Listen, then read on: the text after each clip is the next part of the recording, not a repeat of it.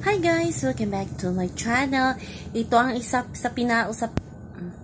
Hi guys! Welcome back to my channel. So, nakita nyo yung video na yan. Usap-usapan ngayon na trending lalo na sa Blue App.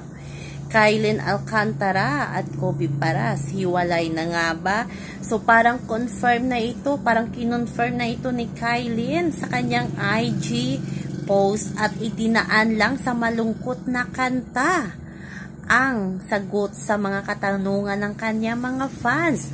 Marami ang nakikipagsimpatya at naaawa kay Kailin kasi hiwalay na naman, kasi kabago-bago lang daw nila ni Kobe ay hiwalay na naman itong si Kailin, habang si Mavi Legaspi ay masaya ngayon kay Ashley Ortega.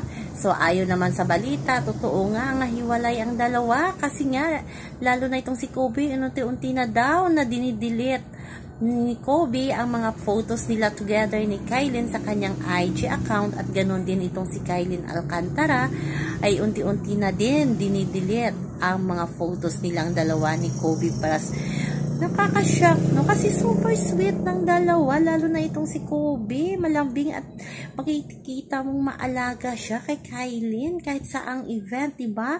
Talagang taga-akbay, taga-punas, iba talaga mag-alaga si Kobe para sayang din silang dalawa. Pero ganon, pero ito na nga yung video ni Kailin na yung kanyang mga fans, sabi ng kanyang mga fans, be strong, nakakaiyak naman yung kanta kasi parang durog na durog ang puso ni Kailin sa message ng kanta na yon. Yung message ng kanta ay para sa little Kailin daw. Nag-strong talaga ito.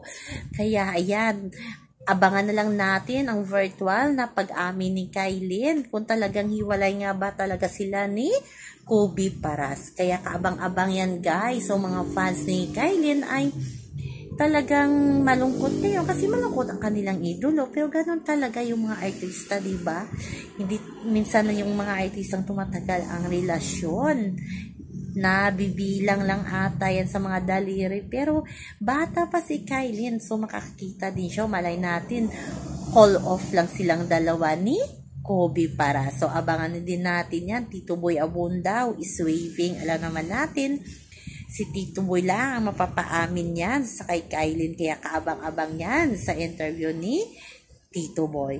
So yan lamang po guys ang ating update ngayon tungkol sa trending na katanungan niyo ng netizen kung hiwalay na nga ba si Kailin at si Kobe Paras, kasi nung kumakailan lang ay spotted pa sila nakasama ang pamilya ni Kobe Paras. Ano bang nangyari? So yan lang po guys ang ating update sa ngayon.